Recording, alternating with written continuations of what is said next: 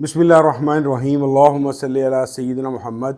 وعلی آل سیدنا محمد۔ السلام علیکم ورحمۃ اللہ وبرکاتہ۔ سب سے پہلے تو وہ دوست جو میری یہ ویڈیو ایز اے پہلی ویڈیو دیکھیں گے، کیونکہ پچھلی کچھ ویڈیوز کے بعد بعض لوگوں نے کیونکہ میری پچھلی ویڈیوز نہیں دیکھی ہوئی تو انہوں نے سمجھا یہ کوئی کافر ٹائپ آدمی بیٹھا ہوا ہے جو نہ روحانیت کو مانتا ہے، نہ اسپرچویلٹی کی کسی اور فارم کو مانتا ہے، نہ ریلیجن کو مانتا ہے۔ ایسا نہیں ہے، کسی زمانے میں آج سے کوئی 30-35 سال پہلے میں ایسا تھا، لیکن ان چیزوں میں سے میں نکل آیا ہوں۔ لیکن میرے پاس میرے خیال کے مطابق ایتھیزم کی طرف جانے والے ان راستوں کا پتہ ہے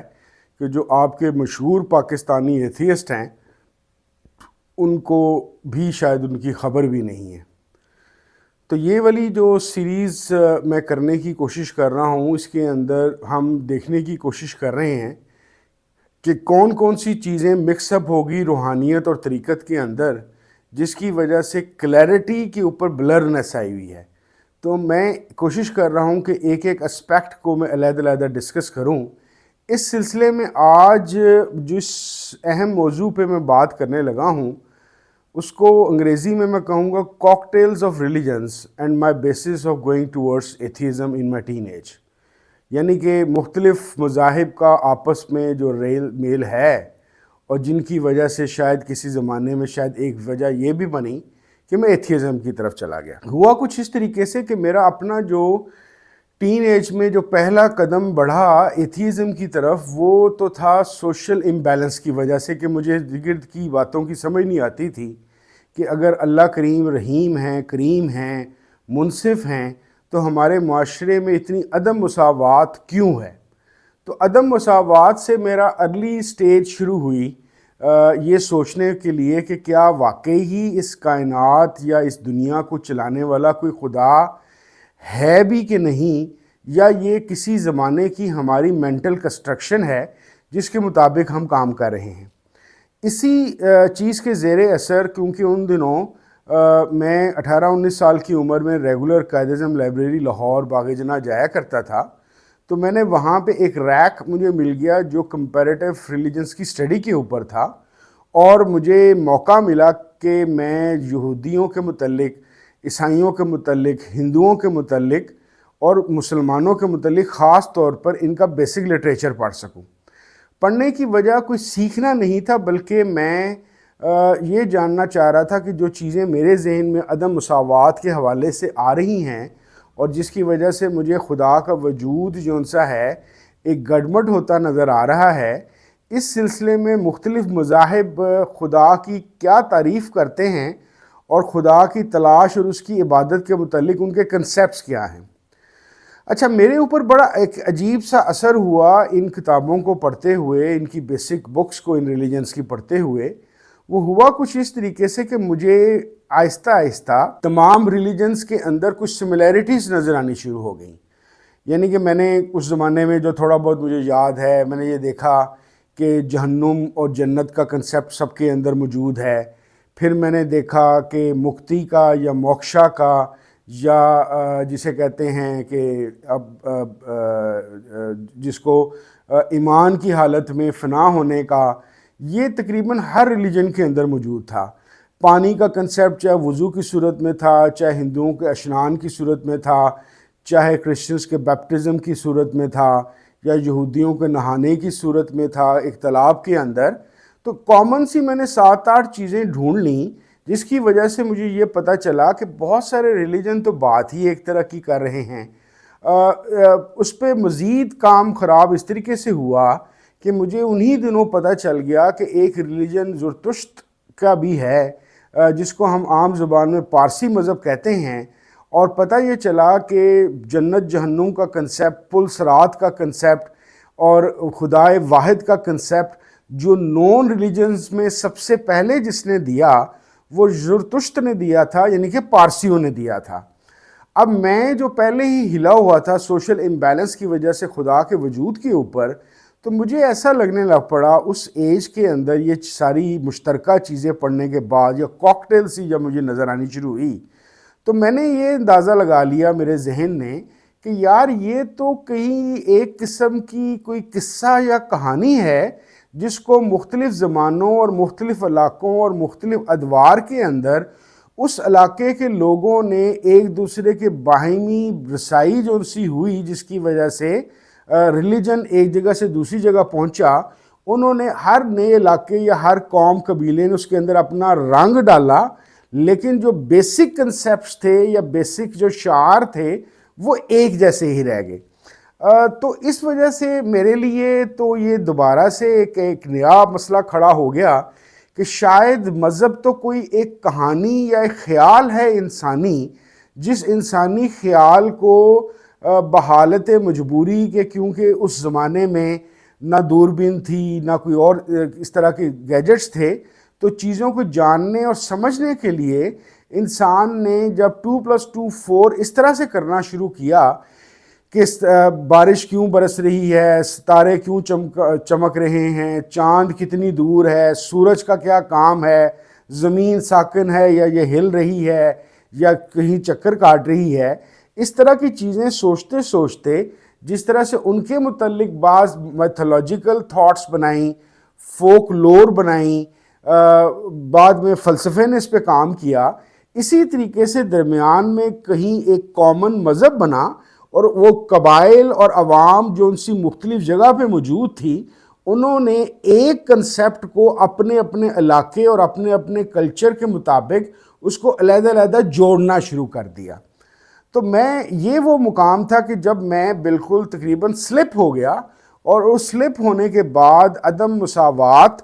اور یہ مذہب کے کاکٹیل نے مجھے اس کے اندر دھکیل دیا۔ اس زمانے کا مجھے ایک بڑا دلچسپ واقعہ یاد ہے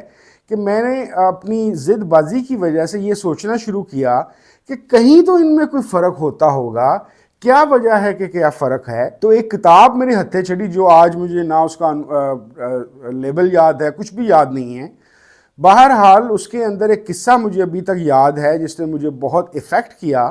کہ ہوا کچھ اس طریقے سے کہ ایک ہندوؤں کا بہت بڑا جوگی یا رشی اور ایک مسلمانوں کا ایک بہت بڑا صوفی تھا، ان کے درمیان مقابلہ ہو گیا کہ کون سچا ہے کون جھوٹا ہے۔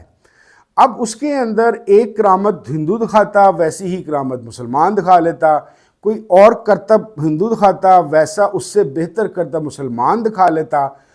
کہتے ہیں کہ صبح سے شام ہوگی دونوں کا مقابلہ برابر جانا شروع ہو گیا، اور ارد گرد کا لوگ جو یہ تماشا دیکھ رہے تھے ان کو یہ یقین ہو گیا کہ یہ دونوں ایک کیلیبر کے لوگ ہیں، اور اگر یہ ایک کیلیبر کے بندے ہیں تو پھر ان دونوں کا مذہب یا صوفیزم ٹھیک ہوا۔ لیکن یہ بات ان کی عقل ماننے سے قاصر تھی کہ دو علیحدہ مذہب ایک وقت میں ٹھیک کیسے ہو سکتے ہیں۔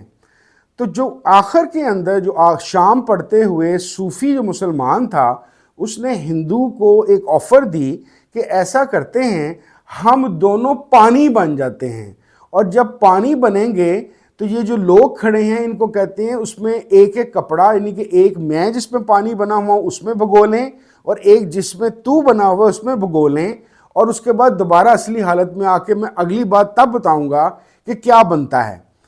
دونوں نے کرامت دکھائی یا جو بھی کرتب دکھایا، اس کے بعد دونوں پانی بن گئے، کپڑا ڈبویا گیا، دونوں اپنی اصلی حالت میں واپس آئے۔ تو صوفی مسلمان بزرگ نے کہا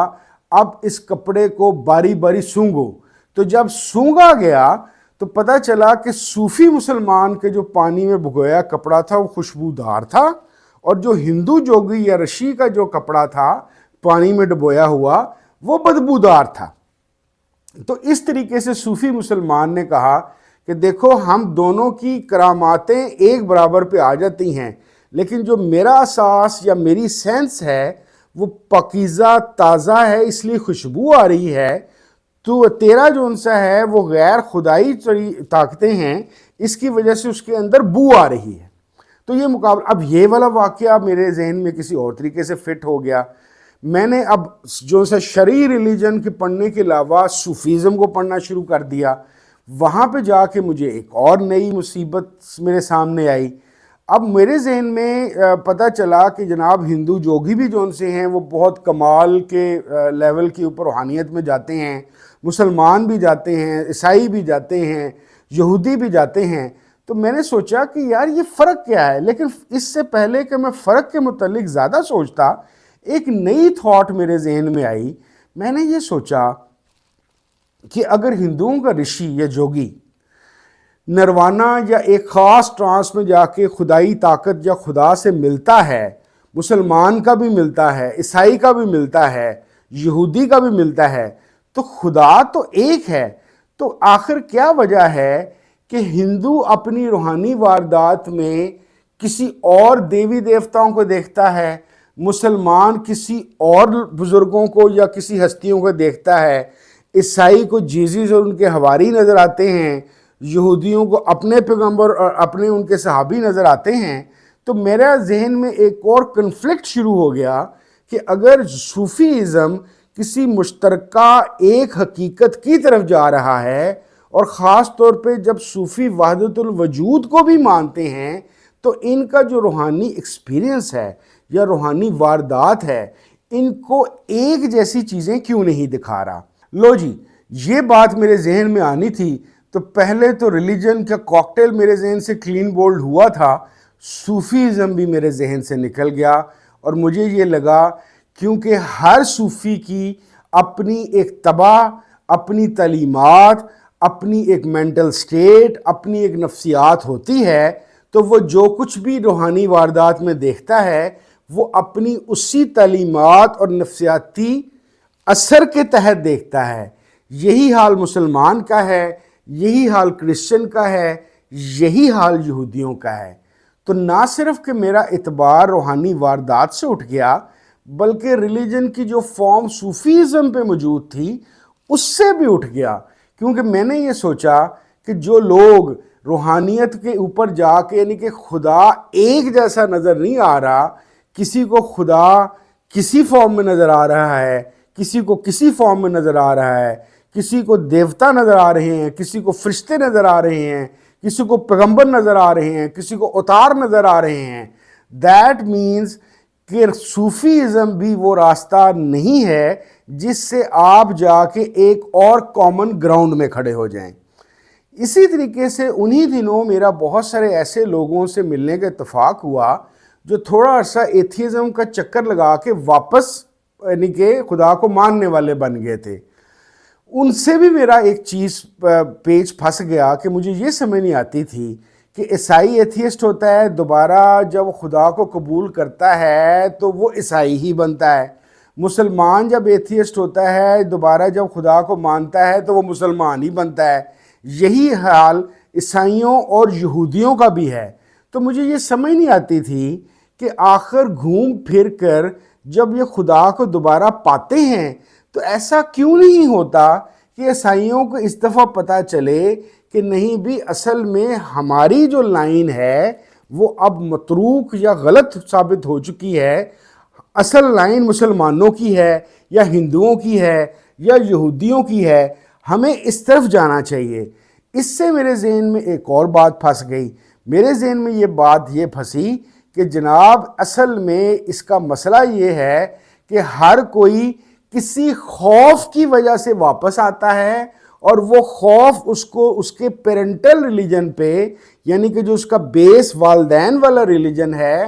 اسی پہ لے کر آتا ہے. اگر کسی عقل یا کسی توجہ یا کسی ایشو کی وجہ سے وہ واپس آتا تو وہ کہیں اور جا سکتا تھا. تو اب میرے پاس ایک عدم مساوات اور ایک ریلیجن کی مشترکہ چیزیں، صوفی ازم کا ایک جگہ پہ نہ پہنچنا، ایتھیسٹ کا دوبارہ سے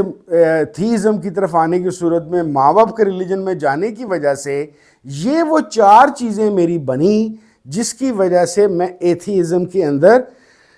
ڈپ کر گیا. آج کی اس ویڈیو کے بعد پچھلی 6-7 ویڈیوز، اگر آپ کو وہ لوگ جنہوں نے پچھلی 7-8 ویڈیوز نہیں دیکھیں اگر وہ دیکھ لیں تو بڑا ہی مناسب ہوگا، کیونکہ اب اگلی ویڈیو کے اندر میں پچھلی 6-7 ویڈیوز اور خاص طور پہ آج کی ویڈیو کہ میں ایتھیزم کے جا کے کیسا دھسا، اور آج پھر میں ایک داڑھی والا انسان بن کر درود شریف پڑھنے والا، نماز پڑھنے والا، رسول کریم صلی اللہ علیہ وسلم کو آخری نبی صلی اللہ علیہ وسلم ماننے والا انسان کیسے بنا. اگلی ایپیسوڈ میں میں انشاءاللہ تعالی اس کو ریپ اپ کروں گا، اور اسی کے اندر، اور اگر وقت زیادہ لگا تو پھر اس سے اگلی قسط میں مسلمان کیسے ہوا اس کے متعلق بات کروں گا۔ بہت شکریہ۔ السلام علیکم ورحمۃ اللہ وبرکاتہ۔